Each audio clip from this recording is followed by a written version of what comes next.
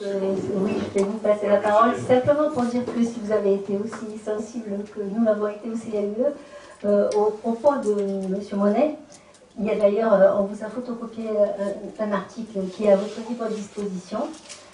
Et son ouvrage également, l'ouvrage qu'il a co-dirigé est également en consultation. Il en a 2 exemplaires si vous voulez l'acquérir dès ce soir.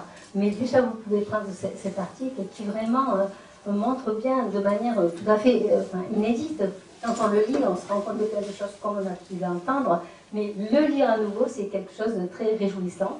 Notamment lorsque vous parliez... en fait, ça montre bien comme cette impensée de la marche de déplacement a pu s'ancrer dans les mentalités. Vous dites dans votre article justement que des personnes interrogées dans une enquête sur la fréquence de leur marche disaient ben non, nous c'est jamais, alors qu'ils étaient eux-mêmes en train de marcher. Du coup, ça s'ancre dans les mentalités et également dans plein d'autres choses. Mais, donc, la transition avec M. Namur avec M. Pastor est très facile, puisque effectivement on peut dire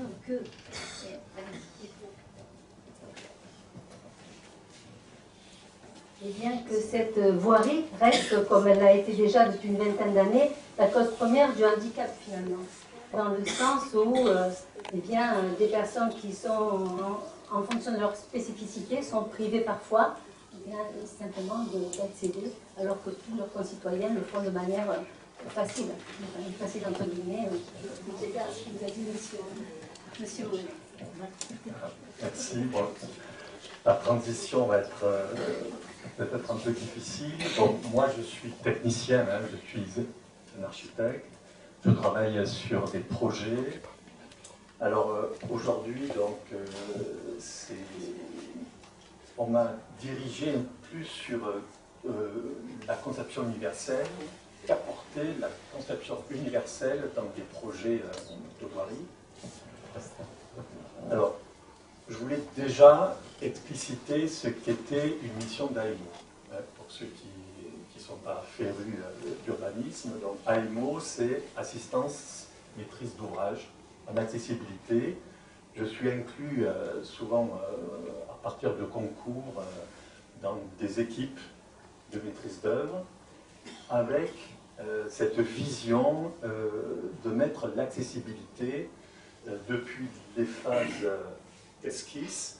Une phase esquisse, c'est la première phase, je dirais, c'est une phase importante parce que c'est la compréhension du programme par l'équipe d'architecture et de paysage. Et donc c'est là où on va vraiment réaliser le premier impact en accessibilité. La phase AVP et PRO, c'est les phases d'obtention de dépôt d'autorisation des travaux. Le PRO, c'est les devis de définition des produits. Et ensuite, exé et réalisation, c'est à la fin.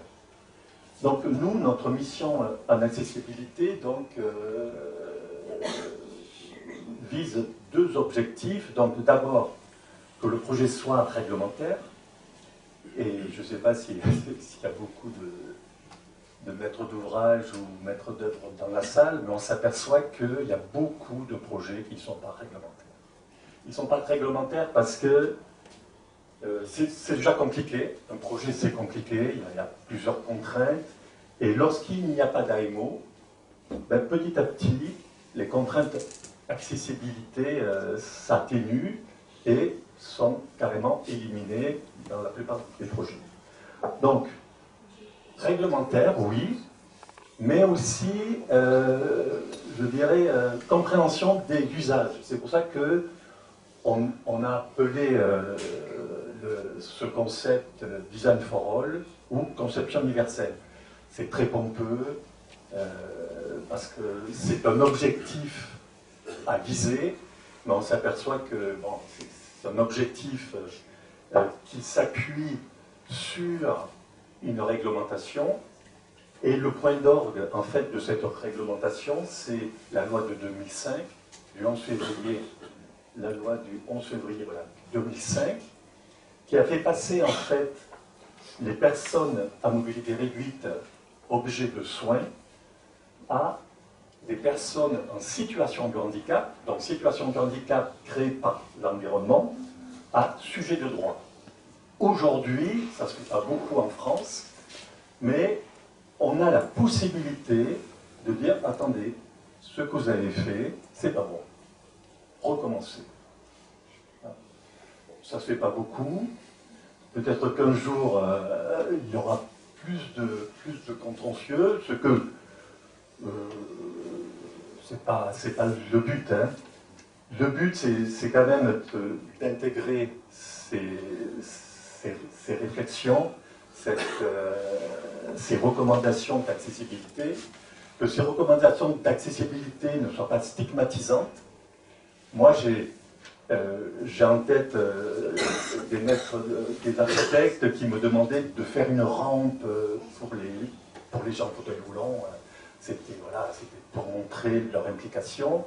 Et moi, je leur disais, c'est pas ça que les personnes en fauteuil roulant veulent. Les personnes en fauteuil roulant, c'est des personnes comme vous et moi, c'est d'être dans la masse, c'est d'être naturel, aller de partout, et ne pas être stigmatisé par le positif ou stigmatisé par l'exclusion, parce qu'on va se retrouver devant une petite marche de rien du tout, un petit détail insignifiant qui est à partir de 3 cm. 3 cm. On passe à l'autre diapo. Ah, c'est moi? Comme ça? Ah, c'est un iPad. D'accord. Voilà. Donc, petite définition de la conception universelle. On a beaucoup de réglementations en France. On est chargé, que ce soit l'accessibilité, l'éclairage, les voiries, bon, etc. etc.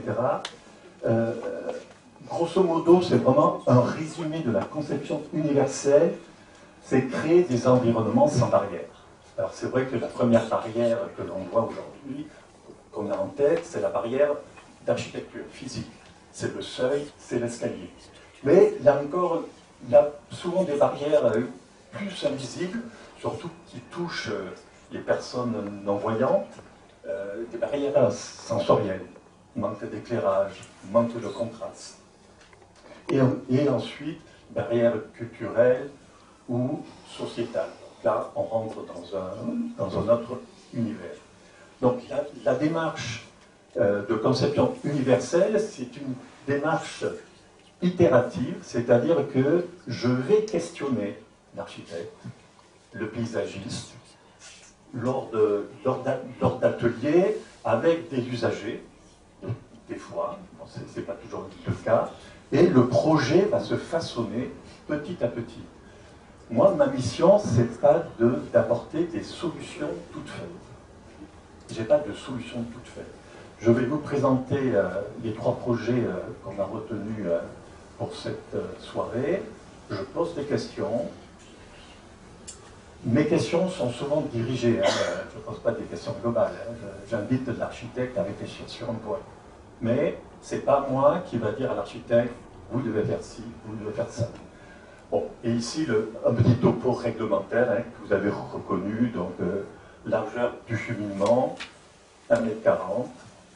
Les passages piétons rabaissés avec les bandes d'éveil et de vigilance à 50 cm du bord du trottoir, 40 cm. La bac de hauteur des potelets, ni trop haut ni trop bas. Ça va définir en fait la hauteur, va définir la largeur du poteau et l'emplacement de la personne en fauteuil roulant qui invite que tous les espaces qui accueillent du public doivent être accessibles. Ça, c'est le maître mot. On accueille du public, cet accueil est pour tous, accessible à tous. Alors, je me suis aussi amusé à faire, parce que j'aime beaucoup les petits croquis, ça évite pas mal de texte. Ce petit croquis signifie en fait un petit seuil, et ça vient de ma première maison pour une personne tétraplégique dans les années 90. Je crée sa maison, et à un moment donné, j'ouvre une porte pour aller à l'extérieur, et la personne tétraplégique me dit « Vous m'avez construit un mur ». Alors moi, en tant qu'architecte, je dis « Bon, la porte est ouverte, c'est quand même embêtant ». Et le mur, c'était le seuil d'étanchéité. Il ne pouvait pas passer, en fait, les 18 mm de seuil d'étanchéité. Voilà. Donc voilà.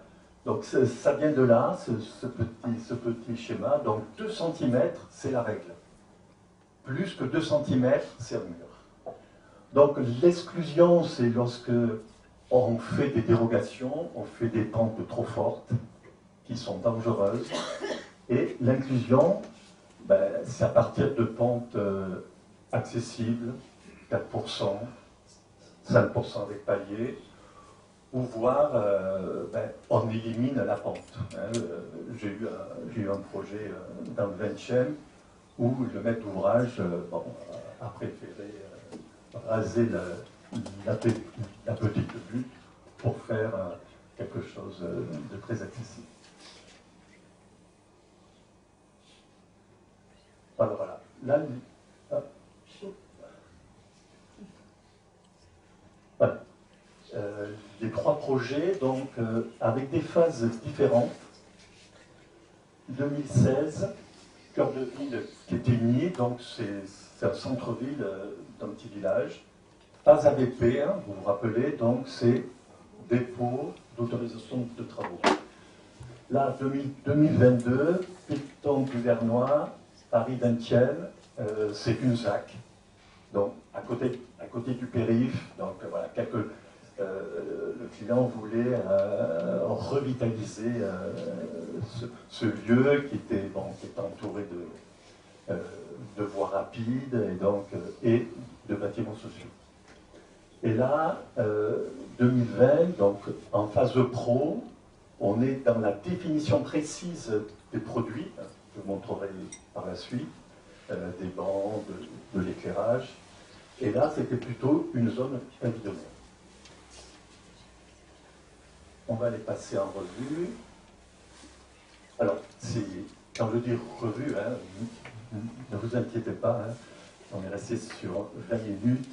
Je ne vais pas passer tous les items, mais bon, les items qui me paraissaient importants. Donc, lisibilité et formalisation des cheminements. Donc là, c'est un point particulier, mais avant ce point particulier, l'idée, c'est d'avoir des tracés formateurs, des tracés colonnes vertébrales. C'est-à-dire que sur ces tracés colonnes vertébrales, tout le monde doit passer. Ensuite, on a des tracés qui sont secondaires et voire des petits cheminements piétons, mais qui peuvent très bien ne pas être accessibles. Ici, par exemple, c'est Quétigny, on a posé la question à l'architecte, est-ce que les bordures mises sur les côtés du cheminement pouvaient servir de guide à la personne déficiente visuelle, malvoyante. Et donc, ils ont retravaillé et le contraste et la granulométrie du pavé pour que la personne avec sa canne puisse toujours être sûre qu'elle est dans le bon flux. Bien sûr que sur ces colonnes vertébrales, et on le voit mieux sur cette diapo, on a différencié les flux. On parle beaucoup aujourd'hui de conflit d'usage. Il est évident que lorsqu'on met un vélo et un piéton sur la même voie, il y aura un conflit d'usage. Donc, ici, donc, dans ce projet Piton du Vernois, on a différencié le flux vélo rapide du flux piéton. Et ce que vous voyez là, donc, on a différencié et en même temps, on a créé une barrière virtuelle, des fois avec des vélos, des fois avec des bancs, des fois avec des zones pelouses et des fois avec du pavé. C'est toujours pour avoir ce point de dire que le revêtement est un repère. Le non-revêtement, l'absence de revêtement, l'uniformité n'est pas un repère. Les personnes, qu'elles soient malvoyantes ou tête en l'air, et aujourd'hui quand je parle tête en l'air, il y a pas mal de gens qui ont des écouteurs, qui sont ailleurs, il y a beaucoup de gens tête en l'air. Alors, oui, ou tête en mort. Donc voilà. Dans la diapo précédente, c'était une vision globale. On s'intéressait au tracé. Donc là, ce que je vous montre, c'est les différents revêtements. Chaque revêtement amène une difficulté. Ici, la personne aveugle peut très bien naviguer, mais sa canne risque de se planter dans la pelouse. Ici, les pavés disjoints sont séparés de plus de 2 cm, ça crée des trous pour la canne et pour le fauteuil roulant. Là, bien sûr, c'est inaccessible. Et là, il faut réfléchir sur est-ce que cette cunette ne va pas être je dirais un trou qui va perturber la personne fauteuil roulant. Bon, ces deux-là, on les a vus tout à l'heure. Et là aussi, je voulais m'appesantir parce que l'architecte était content de ce revêtement, mais c'est un revêtement grenaillé, et c'est hyper pénible en fauteuil roulant et avec une canne, avec une valise. On va passer à un autre item, parce que c'est très important. Lorsqu'on travaille sur des flux, il y a toujours, à un moment donné, une traversée piétonne. Et la sécurité est très importante. Sur cette image, on avait questionné l'architecte sur le fait de l'uniformité, l'uniformisation du revêtement. Comme vous voyez qu'il avait mis le même revêtement pour les piétons, pour le tram et au niveau de la route, bon, c'est un peu différent, mais le piéton devait traverser les voies de tram sur le même revêtement. Et c'est ce qui s'est fait à Bordeaux, et à Bordeaux, dernièrement, il y a eu un accident parce que la personne n'a pas vu le tram arriver et il est décédé. Donc, la première interrogation de notre part, c'est est-ce qu'on peut différencier? Et toute différenciation est un repère. Donc, je parle beaucoup des malvoyants, mais ça concerne vraiment tout le monde. Au niveau aussi de l'emplacement des bandes d'éveil.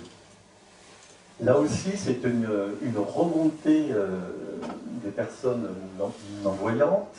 Elles calent leurs pieds perpendiculairement par rapport à la bande d'éveil. Si vous faites une bande d'éveil courbe, ça perturbe leur réflexion. Donc ils peuvent très bien traverser.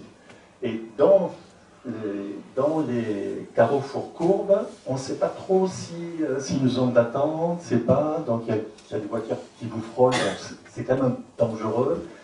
Il vaut mieux toujours faire un passage piéton perpendiculaire. Là, pareil, un îlot trop étroit, c'est un îlot qui est dangereux et accidentelien. Allez, sécurité des escaliers. Allez, vas-y.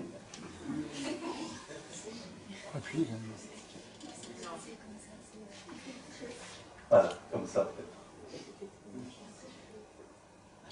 Voilà. Les marches en sifflet, on en fait beaucoup.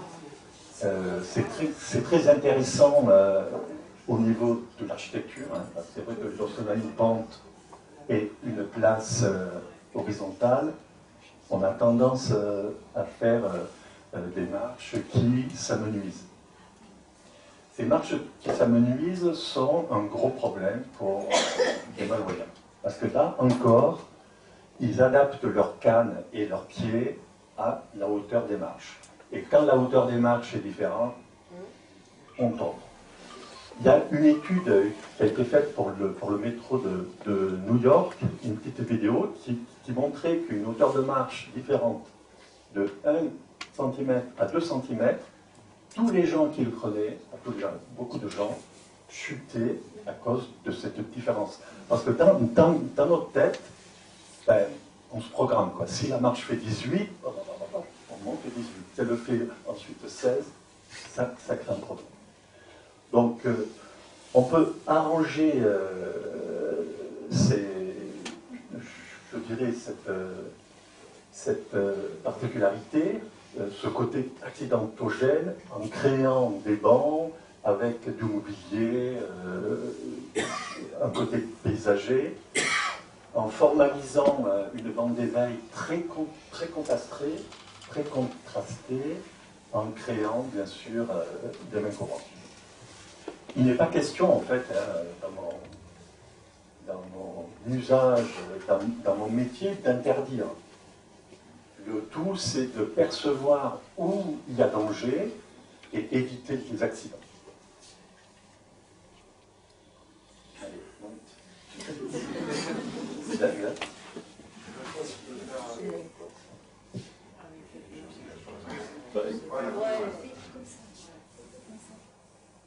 Ah, là.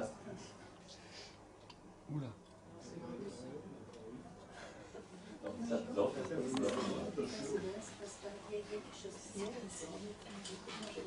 Allez.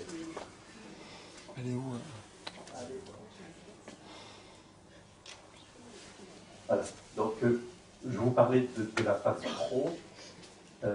Une réflexion aussi qui est globale. Vous voyez, donc, on s'intéresse au flux, au revêtement, mais aussi à tous les équipements qui vont être mis sur la voirie. Donc là, on avait plusieurs cas de bancs, et dans notre réflexion, on a demandé à l'architecte que ces bancs, parce qu'ils allaient accueillir plutôt des personnes âgées, soit avec dossier et à tout doigt. Et donc c'est celui-là qui a été choisi. Mais même lorsque nous avons une particularité, on demande que cette particularité soit reliée au réseau VIER pour que toute personne, avec une canne en fauteuil roulant, puisse y accéder. Je veux dire que toute prestation accessible, que toute prestation donnée au public doit être accessible. Le souci des potelets, ça, on les a tous, hein, donc ça empêche les véhicules de stationner, mais c'est un objet qui est à risque. Hein, parce que ou trop bas, on ne le voit pas. Alors là, je n'ai aucune image, mais sur des projets, j'avais demandé aux architectes de spécifier la base, que la base soit plus contrastée par rapport au revêtement, car la réglementation ne demande simplement que le sommet soit contrasté, donc un sommet de 10 cm. Donc c'est souvent très invisible. Au niveau des grilles d'arbres, il est demandé que les trous des grilles soient inférieurs à 2 cm. Donc ça c'est possible. On a plusieurs cas, vous voyez. Donc là ça ne serait pas très bon. Et celui-là, non plus. L'éclairage pose un autre souci aujourd'hui dans notre société de l'économie, parce que 20 luxe réglementaires pour les piétons, c'est beaucoup. Alors, on a mis en place des choses qui me font sourire. Maintenant, on parle de plus en plus de lampadaires intelligents. Ils sont intelligents parce qu'à détection, et ils s'allument dès que vous arrivez. Ils peuvent s'allumer aussi grâce à votre portable. Moi, ma réflexion, elle est plus basique. La réglementation demande 20 lux sur les cheminements piétons lorsqu'ils sont bordés d'un flux de véhicules. Par exemple, pour le jardin des Tuileries, on est arrivé à descendre à 12 lux parce qu'on avait aussi une contrainte de biodiversité pour les oiseaux. Donc, on avait descendu, et là, vu qu'à l'intérieur du jardin, il n'y avait aucun véhicule, on a pu descendre à 12 lux. Allez, on va finir. J'aurais travaillé aujourd'hui. C'est une démarche, donc je disais, question-réponse. On crée le projet, et par rapport à la première image où je montrais que notre implication était forte, et peu après, là c'est le contraire, parce que le contraire pour l'usager, qu'est-ce que l'usager va voir? C'est le trou de la grille, le revêtement, c'est tous les petits détails que nous, en tant qu'architectes et maîtres d'ouvrage, n'auront pas vu en amont de la mission. La phase réalisation, pour nous, doit être impeccable sur tous les niveaux, et malheureusement, parce que c'est le chantier, il y a des contraintes, il y a des fois où on doit revenir et changer des points particuliers. Voilà, bon, c'était fini. Là, bon, je ne vais pas vous lire ça. Ça reprend les points que j'ai formulés par ailleurs. Tout ce que je voulais vous montrer, c'est qu'une conception universelle qui fonctionne, c'est de l'accessibilité plus de la sécurité. Voilà, j'espère ne pas